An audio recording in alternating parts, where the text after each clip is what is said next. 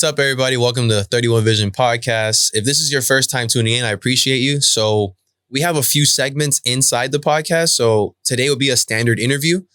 There are other days where we have Q&A, which like the name implies, we bring in questions from athletes and we answer them right here in front of you.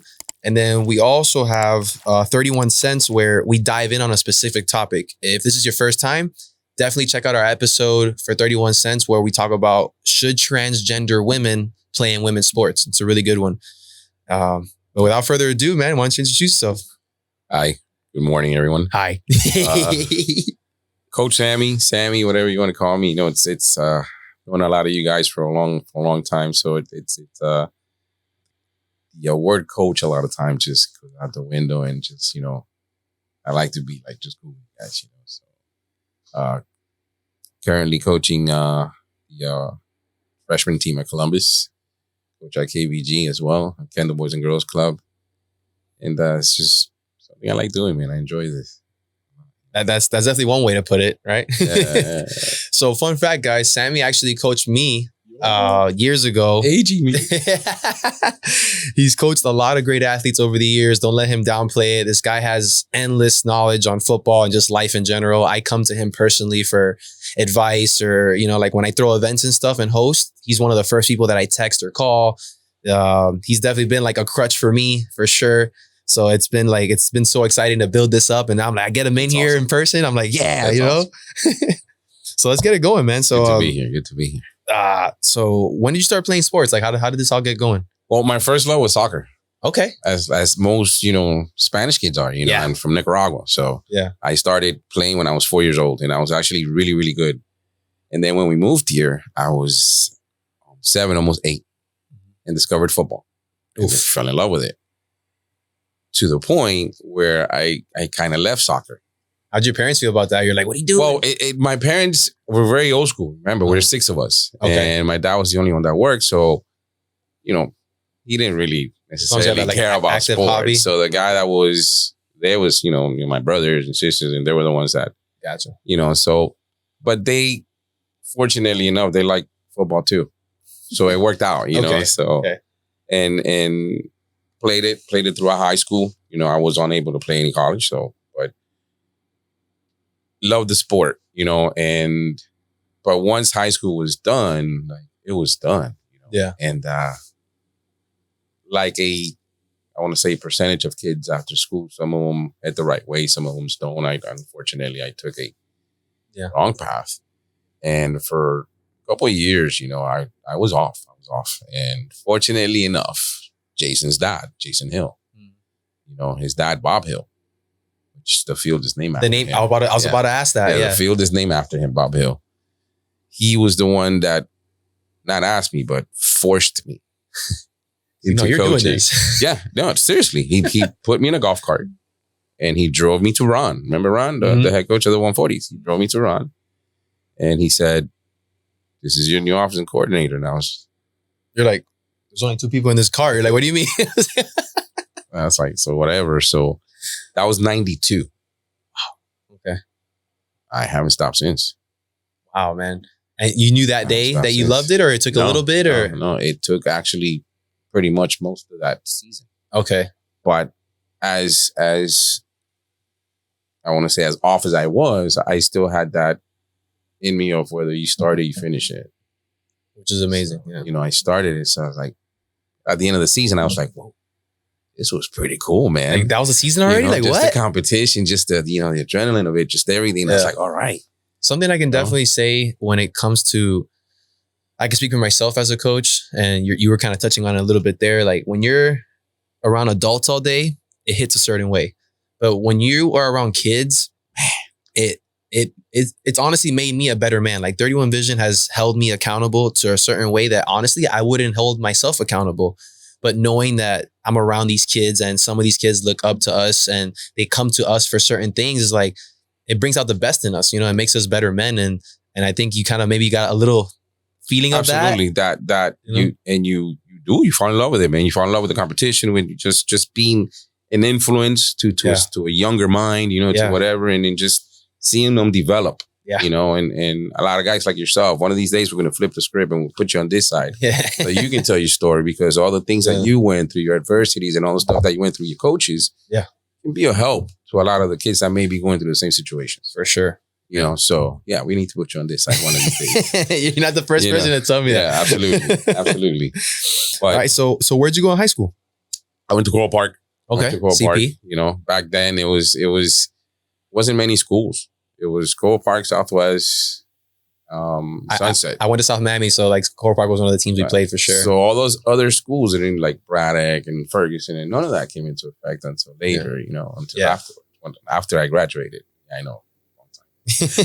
And so I went to Coral Park and I played there, and you know, and I had a chance to play with a bunch of guys that to this day I'm very good friends with. You know, which is pretty cool. You know, that's the beauty of the sport, man. Almost 35, 40 years later, and we're still good friends. We still hang out, and that's awesome. Have good times. So in those days, like what?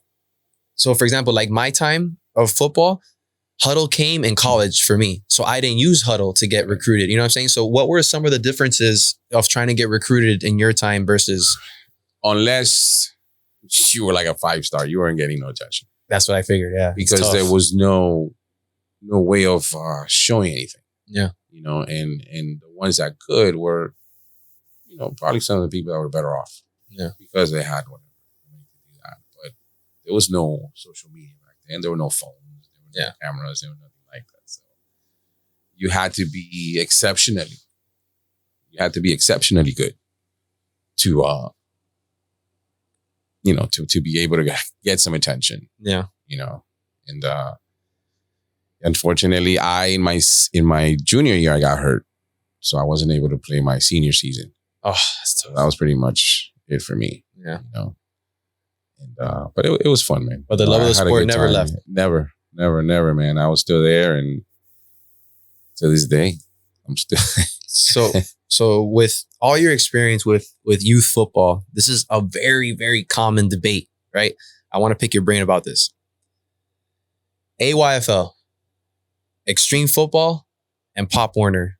What's the, not beef, I'm not going to say beef, but like I coach a lot of kids, you know, and parents talk about it. Oh no, this is better, that's better. What is your take on like the differences between the three youth football Like leagues? I tell everyone, NAIA, OVC, Big East, you know what I'm saying? So yeah. It's different leagues. Now, are you going to have athletes in all the leagues? Absolutely. Of course. Yeah. Absolutely. You're going to have athletes at all levels, at all leagues. Is the competition going to be different? Yes. Is it going to be less? That's up for debate. You know, me personally, I believe there is a I don't want to say like influx of talent, lesser or anything, because when they're out there, they're giving it their all. Yeah. You know, the people don't go out there and give you half effort. You know, and the ones that do end up not playing. So, you know, if they're out there, they're giving you what they got. So it's all relative, you know, in terms of where you're at and what you're doing. You know what I mean? So if you have a junior college athlete, it's going to be a junior college athlete. Yeah. You have a Division I 5-star guy. He's going to play like, you know what I'm saying? So regardless of what league, you get that this is the cupcake league, and this is that league, and this is that it's league. every year, man. Every year I hear about it. So I just wanted to pick your brain about it. There's athletes everywhere. There's athletes everywhere. And there's kids that I know from everywhere that have played in all leagues. And I can't tell you that they're maybe more competitive as a whole, you know, some leagues. But they all have athletes. So it doesn't, to me at least, it doesn't, at the end of the day, 100 yards is 100 yards. Mm-hmm. You know, whether you run it against whatever, you're still running 100 yards. You know, and it takes a certain skill to do certain things. So how do you feel about NPR? I've never liked it, to be honest. Yeah. You know, I played in an era where if you didn't play, if you weren't good, you didn't play. Right. And that was your motivator.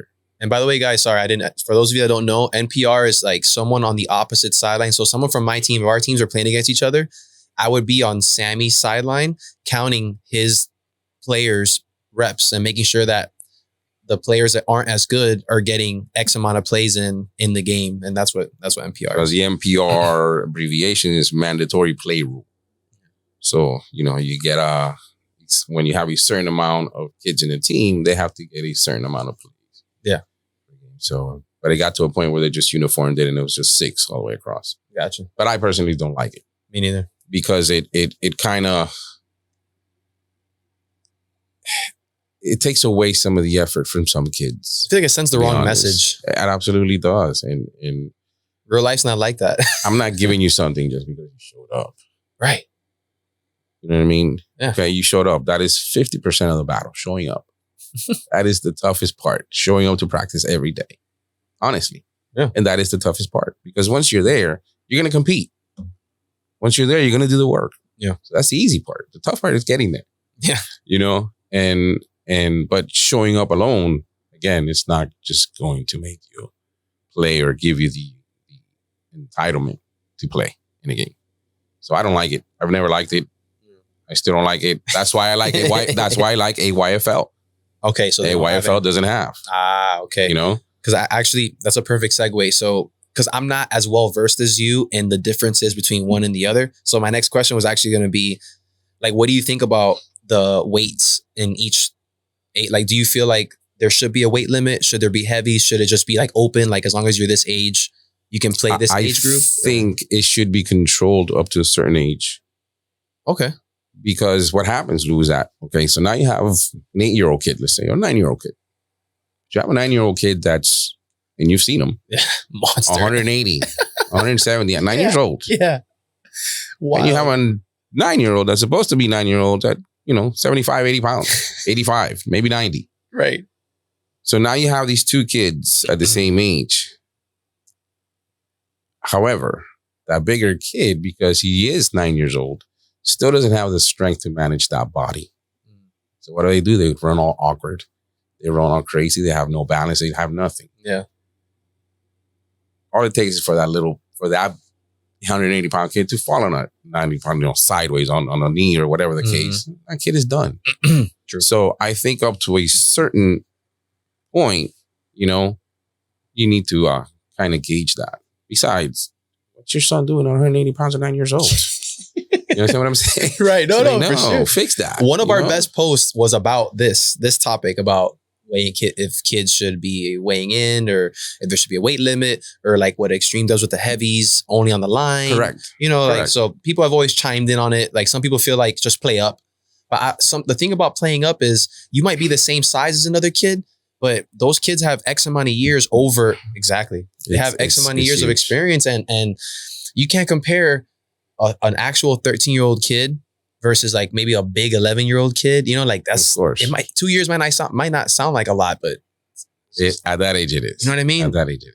So I don't agree with the parents that say, oh, just play up. Like, that's not the solution, But I do like that part of just having the heavies at the line, because it's more realistic. Yeah. Yeah. Your heavies are usually on the line. That's exactly. So I like that scenario, One thing I actually found out, speaking of heavies, I was watching the playoffs, and apparently in Extreme, if your heavies can only be the inside players. If your tackle is heavy, that your tackle has to be covered by a tight end. Correct. I didn't know that. But what if you have 5 heavies? What if you like your 5 linemen and you're going to run with 2 tight ends the whole game? You gotta go double tight. Like, damn, You gotta go double tight. But it's the lineman, Like, I don't know. What do you think about the other rule that if a heavy like picks up a fumble, he can't run? No, see, that I don't like, because that is, let him get jiggy. Exactly. But it's a fumble. It's a part of a football play, It's a fumble. How are you going to stop that from proceeding? Like, no, it's a fumble. Let the kid have fun. Let him have a good time. So since we're diving in on the rules part, I'm going to skip a few questions here. So what do you think about the rule changes in football? Do you think things are going for the better? Or things are kind of like weird? You know what? I was thinking about that the other night, and I was talking about it with my friend. And I was like, I miss the intensity, the physicality of the old school 35, 40 years ago football. But on the same token, I like the rules, because why do I have to drive the quarterback 3 yards into the ground? Yeah. Why do I have to destroy that guy's career on a crackback? Yeah. When I can do all those things, still be physical about it, get the block to score, but not be damaging to the point where I'm going to hurt someone. Yeah. So I do like them because it controls to a certain point. Yeah. You know, but I do miss, you know, the physicality. Right. I do miss but I do agree with some of the rules. Not all of them. Yeah. There's not all of them. You know, but the ones that actually do protect certain players, and I kind of agree with those, you know. I think it's one of those, like, the intention was good, but the execution is not good, in my opinion. So, like, I think sometimes some defensive players are like terrified of hitting a quarterback hard, or like, and sometimes quarterbacks get loose. But if this was like 5-7 years ago, you would not have gotten loose. You know what I'm saying? Right. But some players are like, oh my God, I don't want to get fined. Here, just shove them down. Or sometimes, like, I didn't play D-line, I played DB. There was times where I'm trying to hit somebody. If the person just dips down a little bit, I hit him in the head. If the person, so like sometimes things are so fast that you're just trying to make a play like towards their body, but it's kind of hard to, like, when you're flying around. And obviously we play with intention, you know, but I feel like sometimes DBs or defensive players are put in a tough spot in terms of like where they got to aim for tackling. When offensive players, sometimes we see it all the time. They put the crown of their helmet down. And I think that was the biggest, I think, factor for the rules is to take away the head from all those hits, and particularly the crown, right? Which is where everything, all your stuff comes from, you know. And I think that was the purpose, I think, for it. And they kind of have. I mean, it's still shit's happening. It's football. Yeah, you know, it's going to happen. You know, things are going to happen throughout a game. Yeah, but going back to it, I kind of it keeps the game safer. Yeah, it keeps the game safer. I just think referees need to be better at judging it sometimes, because I've seen that's a whole different pocket. That's what I'm saying, bro. Because I've seen big hits and the person got hit here. Why are you calling targeting? Yeah, the player is doing what you're asking him to do. Now you're saying he has to hit him lower, bro. That's a legal hit. It's under the head. It's like the body. Just because it was a big hit doesn't mean it's automatically targeting because it looks bad. You know? Yeah, they've gotten a little bit out of hand with it, and they haven't been consistent in terms of calling lately. I mean, you see the games. Yeah. It's horrible. It's all over the place. You know, it's crazy. But it happens, you know, at all the levels. Yeah. I'm in little league and it happens. Yep. I'm at the freshman level and it happens. I go to the varsity games and it happens. So it's like people get cracked. It happens. You know, it's just part of the game. It's tough to have 22 guys in a field going full speed and not expect some kind of collision. Right. Football is a collision sport. It's not a contact sport. It's a collision sport. You know, and it's tough to avoid that when you got 22 guys going full speed within 100 yards. And that's why I tell some parents, and this is a perfect segue for this too. We're flowing right now, baby. We're flowing. So parents ask me, hey, Coach Lou, should I put my son who is, I don't know, 8, 9, 10 years old, should I put him in tackle? I personally don't want to because I don't want him to get hurt. So this same parent wants to put that kid in tackle 14, 15 years old for the first time. Exactly. What you were scared of, you just almost like insured it for sure. Because there are kids that are playing since they're 6 years old, 7 years old, since first grade, all the way to 9th grade. And they have all this experience and they know how to hit. They know how to lay the wood.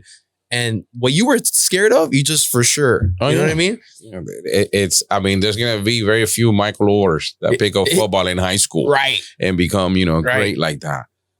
So I guess my question, I never asked this, sorry. So my question is like, when do you think is a good age for an athlete to start playing tackle? Do you have like a perfect age or there's no? I think it's at first, obviously it's not up to the kid because the parent, sometimes 5, sometimes 6, sometimes whatever. Yeah. At that age, they're pretty much running into each other. Yeah, so seriously. So there's not much, going on at that point, So it's not till they get to like about 8, 9 years old that you see a little kid every now and then, all right, Yeah. Every now and then you have a little ringer, 6 years old. But for the most part, they're running into each other. That's facts. They're running into each other. That's facts. And it's a good way, I guess, to shake off that fear of hitting. That fear of hitting, Yes. If you run into something constantly, yeah, oh, it's all right. Whatever. I think that's one of the things that I'm grateful for when I played for you guys at Tamiami was when I went to high school, I was hitting better or just as good as any of the freshmen, if not other players, because I already got that fear out of the way. Any person that just started playing football, that year at South Miami, they stayed in JV because tackling, bro, how can you play football without knowing how to tackle? You know what I mean? Like, and if you're scared of it, there's no way. There's no way. I mean, obviously offense, but we were all mostly defensive players for some weird reason. And they had to stay in JV. But thanks to Tamiami and you guys like making us tackle all the time, I was not scared to hit a senior or a freshman. Like it was the same to me. And I think that gives somebody a really big mental edge going into high school. You know, like, hey, I'll hit whoever, whenever, you know, and a coach seeing that, because first impressions are crucial. A coach seeing a kid that's only a freshman, like smacking a senior, or not even smacking, just making a good form tackle. You're like, all right, I can work with that. You know, and I think some of these parents, they mean well by protecting their kids, by not putting them in tackle, but only some things in flag translate to tackle, not everything. You know what I mean? And if you think about it, usually the ones that try to protect them at that earlier age are actually parents that weren't athletes themselves. So, say it again. So the back of here, say it again. So they have no idea of the process that it takes to grow as an athlete. So it's like, oh, I don't know. I'll start him next year when he's 12. Okay, go play with little Timmy has been playing since 5. Right. You know? Wow. So, you know, and like I said, some of them can pick it up because some of them can. But, you know, for the majority of them, it becomes, you know, a really, really uphill battle. Yeah, it comes with the reps like anything else. So, but yeah, but that is a problem. That most of the protective parents are the non-athlete parents. You know, and that's facts. That's facts. It sucks. It's just, it is what it is. So speaking of parents, we have your favorite topic. So we talked about this a couple of times, and I love your system and how you deal with parents and how you communicate so well. Can you tell the viewers what you do to deal with parents that want to coach their own kids on the team, like your system? So I've done it since I want to say mid-90s this way because I had an issue prior to that with a guy that was just very overbearing his son. So after that, I made it a rule that if your son plays for me, I usually ask him, what does your son play? And if they tell me, oh, my son's a quarterback, I thought, okay, cool. You're going to help me out with the O-line. The D-line. What does your son play? He's a running back. Okay, cool. You're going to help me out with the linebackers or something. So I keep them away from the parents and I tell them, if you want to be part of the team, it's the team. It's not, you're not here to be a personal coach to your son. Yep. You know, so if we're going to do this, we're going to do this the right way. And so if they coach for me, whatever position their son coaches, they are totally the opposite. Can I tell you a story that I just saw in the playoffs? I'm going to keep it all anonymous. So team A, right, was on defense. The situation is, I sent you the video of this. Yes. Right? Yes. So you already know what I'm going at. All right? Yes, man. God, I know. So the situation is, there is a player at corner. He's playing both ways the entire game. All right. It's the end of the game. The defense is up 20-13. Right. Sorry, 20-14. I apologize. And a coach asked the player, hey, you've played the whole game both ways, are you tired? And the kid's like, yeah, I mean, I'm tired. Of course I'm tired. Takes him out. Okay. That coach puts in another player, right? That player gets bombed. They tie the game 20-20. They get the extra point. They lose the game.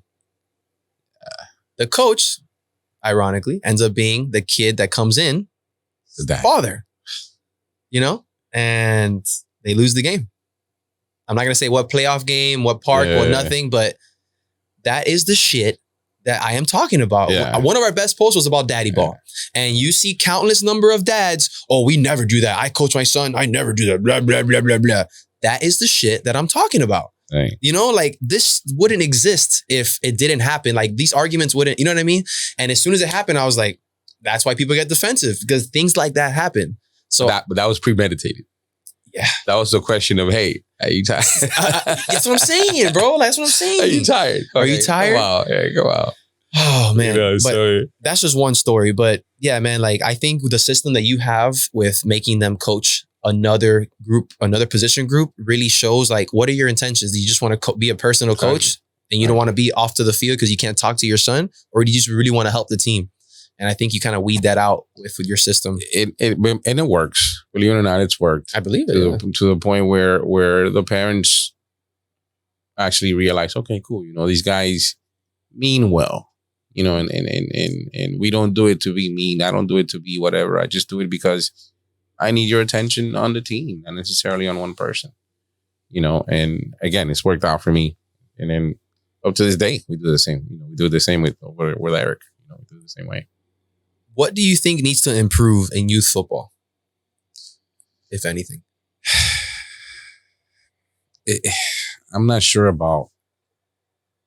The only thing that I can honestly think is the process of just gauging coaches, because right now Little League is at a point where, come coach. Yeah. And you see some things out there. Let me help you out a little bit. Yeah. Like, that's not okay. Yeah. Like, come here, let me show you a couple of things, and you got to be careful too, because you don't want to step on people's toes, because they're out there volunteering like you, right. So they're doing their thing, right. But you also want kids to be getting the right way, and coached, the right things, the basics, fundamentals, which is, believe it or not, is the one thing that lacks. Yeah. The basics and your fundamentals. So if there was one thing that I would change, would be just the screening process, which is not necessarily your background, because you could be the greatest guy in the world. Yeah. Doesn't mean you know anything. Right. No, so, and you've had that, where there are people that the most beautiful people in the world, man. I've met some amazing people, but with very little knowledge. So, it's like, so you get caught in that. So you have a guy that's willing to give you his time, to just do what you got to do. So bring them on. So a debate that we had on that post, on that Daddy Ball post, which is one of our best posts ever. That shit like broke the internet for a day.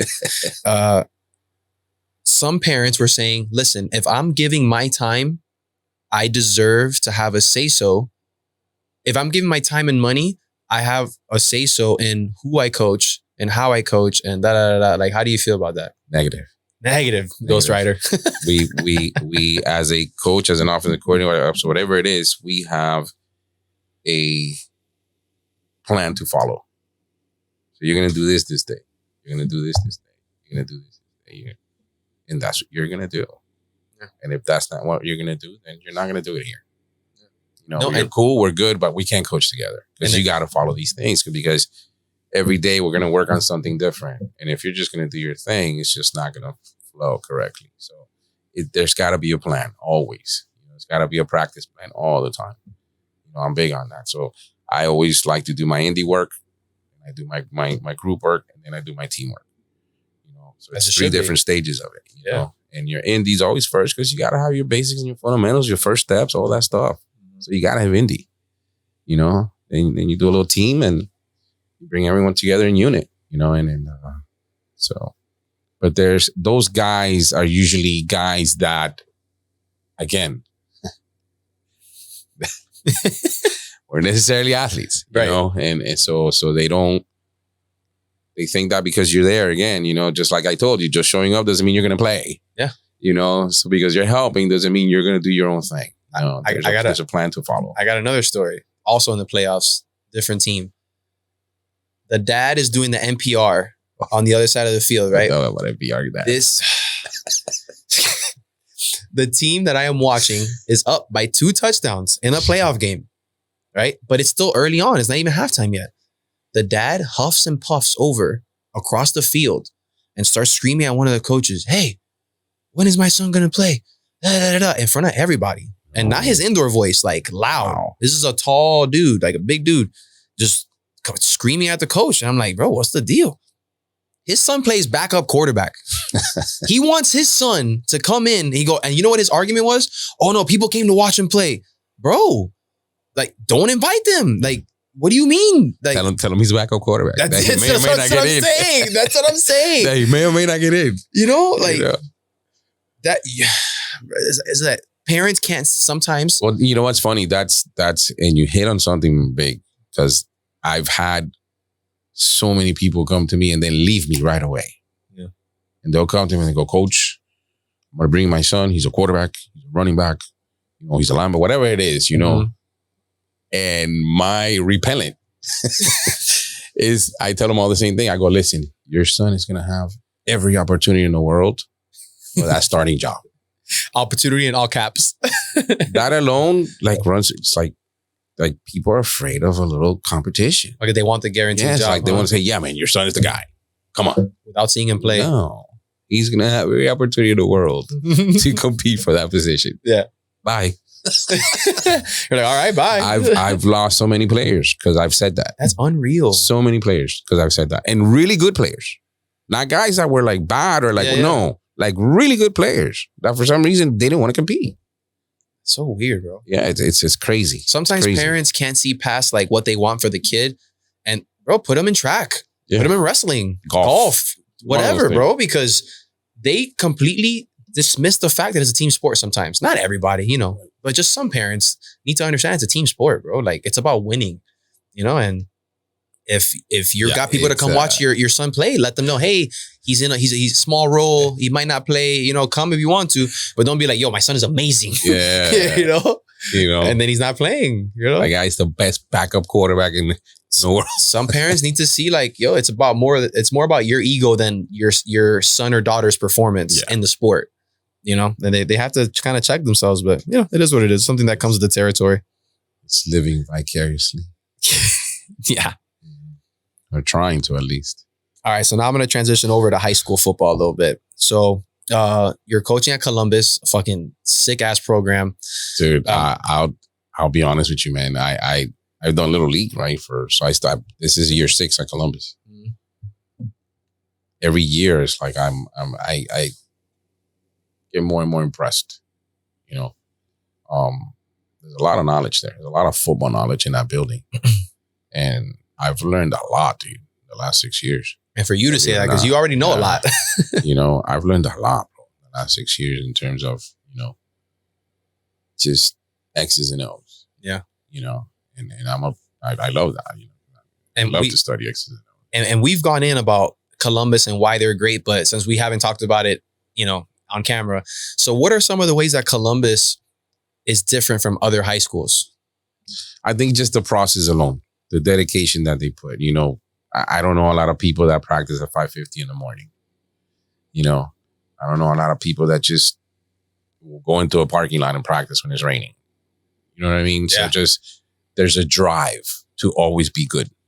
There's a drive to always do good, you know, and it starts to be very infectious among themselves to the point where the competition becomes really intense in practice, man. Yeah. And it's beautiful when you see that. Greatness. It's beautiful. That's what you want to see. You know, we'll start usually with like 100, at least in the freshman team, with like 130 something kids. 2-3 weeks into it, we'll end up with like 80 something, 90 something. You know, but even the ones that leave are just very respectful of the game. And they just don't leave. They'll send us emails. Coach, listen, I'm sorry, but football's not for me. They're like, cool. Yeah, good job. You know, but just the culture there in terms of just, I don't know about the other sports because I don't do the other sports, but just football. It's just, you know, it's just, and the thing is that whenever you ask any coach there, the higher coaches that, you know, whatever, that the ones that know more, coach, listen, I want to know more about this. Yeah, man, come on. Let's go. Open book. Yeah, all the time. And they'll sit with you and talk to you. They'll even do, you know, chalkboard, whatever. Yeah. And it's what you need in a program because we are the entry program to the varsity. You understand what I'm saying? Right. So the freshman team. So you're like the foundation. Yeah. So we have to have a good knowledge, a good grasp of what we're trying to accomplish at the varsity level. You know, so that's why we, you know, stay in contact a lot. And just this past season, we, especially Coach Dunn, which is, you know, guy's a genius. Coach Dunn, we had several meetings. It was just the OCs only. Yeah. Or the freshman JV and varsity. Just go over stuff. It's pretty cool, you know, and synergy, bro. That's smart. It's amazing. You know, it's amazing. It's just everything, just the process of everything there. I like it. I'm a fan of just order. Yeah. You know, and just consistent order. Yep. You know, and that's what you get there all the time. So I'll give the opposite, right? So I went to South Miami where loads of talent. You know, our O-line and D-line was it was all right, mediocre at best, but we had a lot of really good skill players. But we had no organization. The coaches didn't have much control over the team. And the kids, we knew like right away, you know, and like you said, like that order, having a system in place, you can't go against the system. No. You know what I mean? Like if you have something in place, if you're that one person that's going against it, bye. Exactly. Leave. Exactly. You know, but if it's all chaos and disorganization and stuff like that, like a player fought a coach, not fought, but like they kind of like grabbed each other and in front of everybody at a game. That's nuts. What kind of message does that send, bro? You know what I mean? Like I have plenty of South Miami stories where it's just a typical case of like there's no organization, there's no communication amongst coaches of what they want to do, or you can just tell like there's no system in place. So that's why I go back to telling you that's why you need to be on this side. Yeah. Because a lot of that stuff is very helpful to opening the eyes of a lot of kids that may go to different places or this and this and that. You know, so yeah, your story has to be told at some point, you know. I have a lot to absolutely. I have a lot of stories. Absolutely, man. You know, but you see, you would have been one of those that if you would have had that foundation, if you would have had that, you understand what I'm saying? Yeah. That's why third vision exists, bro. That's why. So yeah, man, that's why it exists, bro. Really, I just want other kids that were like me, that are like me right now. I'm sorry, that they can get the that little nudge in the right direction. Correct. Because as human beings, what's normal to us is our reality in the present right now. You don't know until later, until other people tell you they're normal, that your normal wasn't normal. Does that make sense? Like your perspective is everything. Like I didn't know what was going on in Columbus. I thought they were just really good, a really good private school, and they just mopped us. Well, it is what it is. But no, there's so much more to that. Like they are so organized. They have morning lifts. They have meetings. You know what I'm saying? Like it's not just because they're more talented. They were, but it's everything, you know? And I didn't know that until later, until you can compare and contrast stuff. You're like, I didn't have this. I didn't have that. I'm like, what was I doing? But when you're at that age, you trust adults because you are a minor. You're a high school kid. So you don't know, you assume that the adults are doing what's best for you, you know, but that's not always the case. No. You know? Unfortunately. Yeah. You know? Unfortunately. It's not. But I was, and yeah, man, these guys are just, it's a year-round thing. Oh, yeah. It's a year-round. Oh, yeah. Now the actual lifting and all that for the guys that were JV guys starts now in January. Mm-hmm.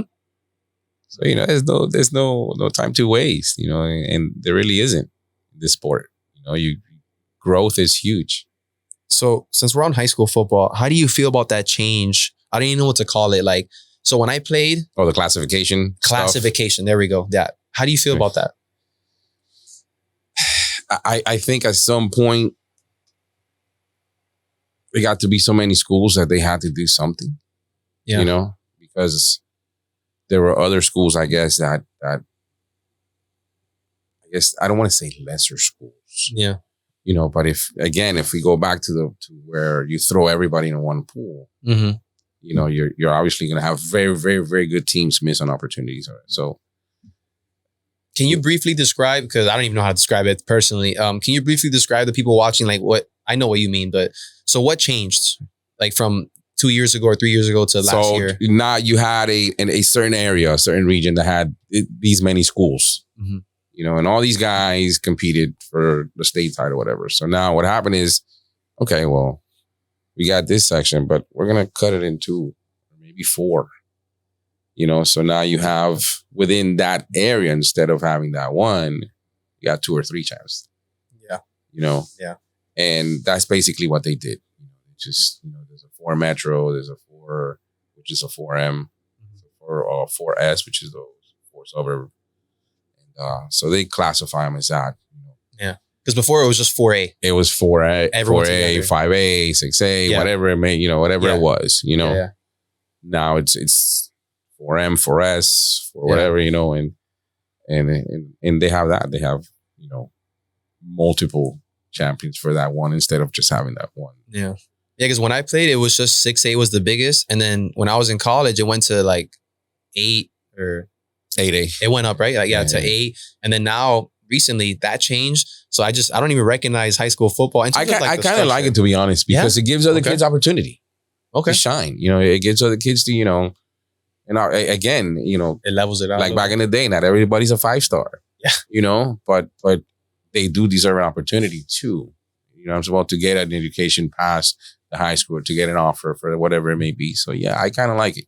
Yeah, because it allows for the kids to shine, man. Because it gives you a wider spectrum of players. So I train a Braddock. Well, he's an alumni now. He's at FIU, but he was telling me how Braddock and Ferguson were playing in the championship or something. And I was like, what do you mean? They haven't. So now there's an independent whatever it is, but it is an independent league.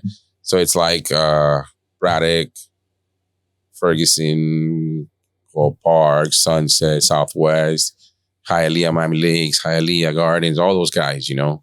Yeah. So they have an independent, you know, one and they have their championship. Yeah. You know, and again, it's an opportunity, I think, for kids to just keep going a little bit more. Yeah. You know, level it out a little bit, like with the people you're supposed to. Yeah. Yeah, I didn't experience that. I played against Lamar Miller, Jamal Berry, Jakari Gore. I didn't experience T.Y. Hilton, Denzel Perriman, the lineman at Columbus at Wayne D1. Yeah, I didn't experience that. I played against the best of the best in Miami. So I don't want to hear that shit. Yeah, exactly. You know what I mean? But, you know, not everybody, you know, whatever. It is what it is. I do like it, though. I was joking. But yeah, I do. You know, there's levels to everything. And I think it puts everybody in the right pools. So now when you go to that school, you know what you signed up for. If you don't want to play in that, go to a different school where you can go for a state title or, you know, whatever the case may have you. So how do you feel you having the experience that you have? Because I deal with a lot of young boys and they're like, Coach, the athletes now are better than ever. We're faster, we're bigger, we're stronger, da da da da. And then I give my rebuttals. So how do you feel about the young athletes now saying that athletes have never been better than they are right now, like versus athletes back in the day? I don't think, and again, it's relative to what everybody did. Mm-hmm. If you look at certain guys and how they trained, you know, even the training back in the 80s, whatever, put it now, some of these guys won't hang. Yeah. You know, but I think, the athlete nowadays, I believe it's better trained because of the accessibility to everything, technology and certain machines. So they're a little better conditioned. They might be a little, you know, bigger. I don't know about bigger because there's some big. They're still size never changed. But they may be, you know, a little better conditioned. They may be a little more athletic, you know, but what ultimately translates is what is done on the field, you know. So I think a factor nobody talks about in this awesome debate is football has changed a lot, man. Like high school football, X amount of years ago, you just ran the ball mostly. You know, like you threw here and there. But now in youth football, look at your system with the kids. They're airing it out. Like there's intricate, like there's really good passing in youth football now. In my opinion, like football has changed to like run and gun and like it's a lot faster. Like I remember the spread when it first came out like X amount of years ago, it was like big deal. Then the Wildcat and different systems and stuff, you know, like people have gotten more creative, the RPO. And I feel like there's a lot of amazing athletes back in the day that if there was that system in place, they would have balled out too.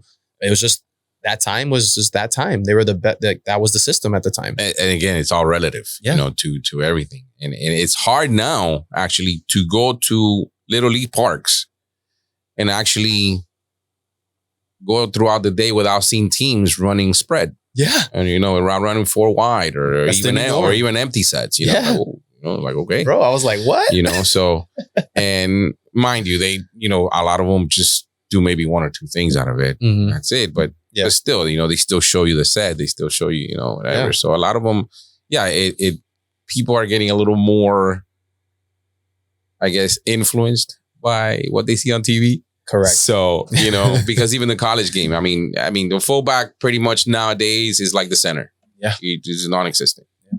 You know, the center doesn't exist anymore. You know, that's in basketball. So it's the same thing with the fullback. Mm-hmm. Fullbacks are really non-existent nowadays, you know, because you're going mostly 4 and 5, you know, four receiver sets, or you're going empty. You know, whatever the case. Also, now that you're saying that too, look at the evolution of the tight end. You know, tight ends are now he's like more a receiver. Yeah, I mean, he's like, I don't know that he's a tight end anymore. But that guy's like 190. How is he a tight end? You know, you know what I'm saying? So it's like, so it's again, it's the evolution of everything, and just, but and defenses too. Absolutely, yeah, absolutely. Guys have gotten, you know, definitely. I want to say that the game is definitely faster. Yeah, you know, I would say definitely faster. You know, because of the better conditioning again. So it's definitely a faster game. The physicality of it, I believe, is just as physical, but just not as, what's the word? I want to say violent, because it is violent. You know, it's just very violent. I get what you're saying. I don't know how to describe it either. Right. You know, so, but you know what I'm trying to say. But everything is there. It's just that extra oof. Yeah. That made you go, oof. You know, it's not there no more. So they kind of taken that away, you know. So, but again, it goes back to protecting the players. So I get it. How much value do you give combine stuff to evaluate a player? Like on a scale of 1 to 10, like how much weight I think there has to be some to it. I want to say mid-level on it, because again, you know, what you do without a football, it's impressive, but what you do with it is a lot more impressive. Right. You know what I'm saying? So yeah, you can fly with pads, you know, but you know, a long time ago, it's a funny story, and I'm going to age myself here. There was a guy named Ronaldo Nehemiah. Look him up, for the San Francisco 49ers. World-class track star. I mean, dude, like, flying. Don't play football. Listen, his first play was a pass across the middle. You know, he retired after that play. He retired after that play. Look it up. It's the funniest thing. But Ronaldo Nehemiah for the San Francisco 49ers. And he retired. I think they retired his ass. He was out. Like, you know, he was done. And so, yeah, you could be fast. You could be whatever. But, you know, you got to have football knowledge. You got to have football savvy to be out there on that field. You know, sometimes knowledge isn't enough. You got to have a little bit of a maliciousness, you know, and not to hurt someone, but just, you know, to have that extra and also edge. Just your awareness of where you are on the field, you know. And in my opinion, you know, I don't coach every high school football kid, you know, I can't give ultimatums, but in my opinion, one of the ways that I think high school and / youth football is kind of changed, maybe not youth, but high school, in my opinion, is some athletes are so athletic that they don't really value the X's and O's. And I think some athletes, I had, what's his name? guy, bro. He was like the #1 corner in the nation. Tracy Howard. Okay. Freak athlete, right? He didn't learn anything until he had to go to UM, and UM was very structured. He had to, like, at high school, Tracy was allowed to check the defense, do what he wanted, because he was so good. You know what I mean? So there are some athletes in Miami, because we have so many of them in South Florida, that they don't know what it is to not play man until they get to college. Like, what zone? What do you mean? I can't just cover this guy? Exactly. You know, and I'm not saying that's everybody, but I feel like sometimes the talented athlete overlooks like the football IQ aspect of the game, which can help them a lot when they go to college. Because at a younger level, at a smaller level, whatever, they were able to get away with so much because of their athleticism. Yep. And there was never a coach to say, hey, shit that what you do, you're going to do it this way. Yeah. You know, you got to give your players obviously a little bit of a, you know, freestyling to do it on their own too, but you got to start this way. You know, how we finish the play, you know, we'll work on that, but there has to be a process to go to it. So because they were able to get away with a lot, I never knew what that was, or what press was, or a cover 2 or 3, whatever the case, until he got to college. Yeah, man. He was, you know. When I went to college, I didn't know much, man, to be honest. Like, I knew very basic stuff, but I didn't even know you can do like one coverage to one side of the field, and then do another one to the other side, or disguise. I didn't know what a disguise was. I think they just lined up in something. You know what's funny? and it's funny that you say that at the high school level, because I truly, honestly believe, going back to Columbus, that's where they differentiate themselves. The coaching there is just crazy. Every guy there knows exactly what they're doing. Yeah. And when it's like that, obviously good results happen. Yep. And the results speak for themselves. Yeah, you don't even have to say nothing. It's like, dude, they're in it again. Which by the way, we play Friday at 3 p.m. in Jacksonville. For the what? For the state title. For the 4M state title. Let's go. I hope you guys ball out, man. So what's a lesson you learned from coaching that kind of helps you with your life right now? Just order. Just have discipline, with everything. You got to have discipline at work, with the family, with your friends, in life, period. Consistency. You got to have a drive. You got to have a motivation to do something. All those things that coaches preach to you about, if you were to take those words and put them into life, they are the same thing. They're the same thing. But now you're dealing with everyday stuff rather than just football. Mm-hmm. But you're using the same methods, the same ideology that you use. You have to be consistent in life. Yeah. You have to be driven in life. You have to be motivated in life. You have to do all those things to be successful. If you're not, it's not gonna happen. So I believe it or not, I relate football a lot to life. And same here.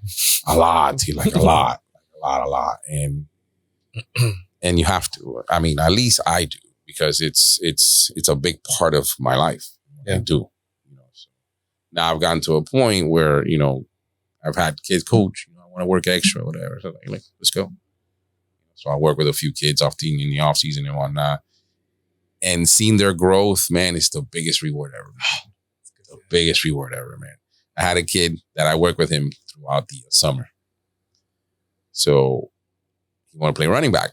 But the running backs that they had in the team were already so the coach was like, listen, you play corner. The kid started at corner, but he was insisting.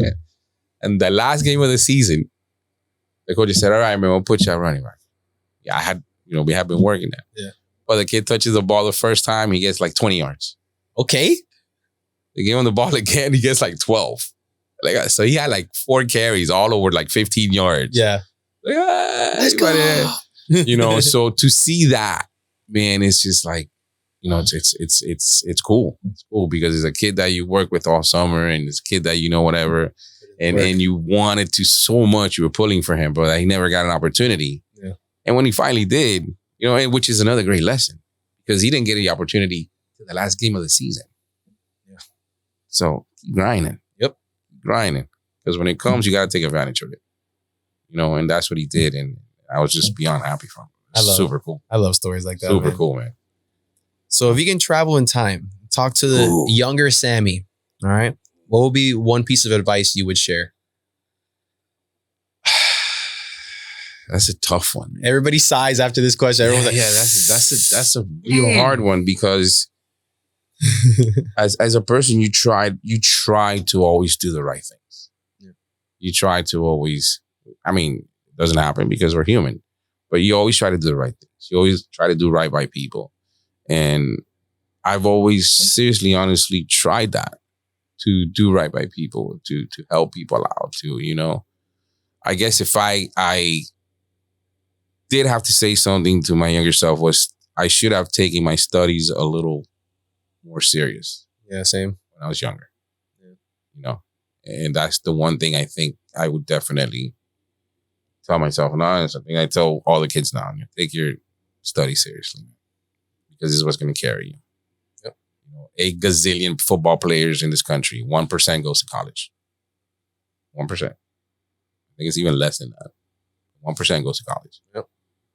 So I tell kids, listen, Alabama, it's an amazing football team, but they only give like 5-6 scholarships a year. Full rides. Yeah. So, have a backup plan. Yeah, no, seriously. Have a backup plan, and there's no better backup plan than your education. So that's the one thing I think I would tell myself, to just, I've taken it more serious. Yeah. Than I did, and not waited so long to do something.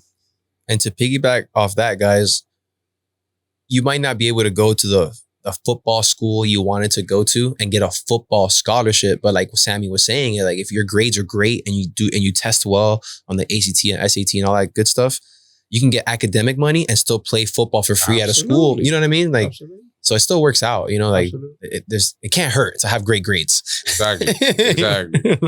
You know, at all. So before we close this out, do you have any advice for the young viewers watching us? Any high school kids, football kids? Just respect the game first and foremost. You know, respect the game and give it its right due process to something if you want to do it. You know, so stay consistent. You know, do all the things you need to do. Train right. You know, just be a good human. Just be a good human. Period. And if you're gonna do something, 100%, man, balls to the wall. You know, don't stop regardless of what anyone tells you or how much anyone tells you can't do. Which in your case, I know that somebody tells you can, you're gonna do it even more. Yeah. So, you know, so it's usually a motivator too. So, but don't ever let anybody tell you otherwise. Don't let anybody steer you away from your path or your vision. And just stay consistent, stay committed. You know? Well said, man. Well, guys, that wraps us up for today. I hope you enjoyed as much as I did. Make sure to share the show. If you found anything useful, please share the show. Okay. Thank you, guys. Peace.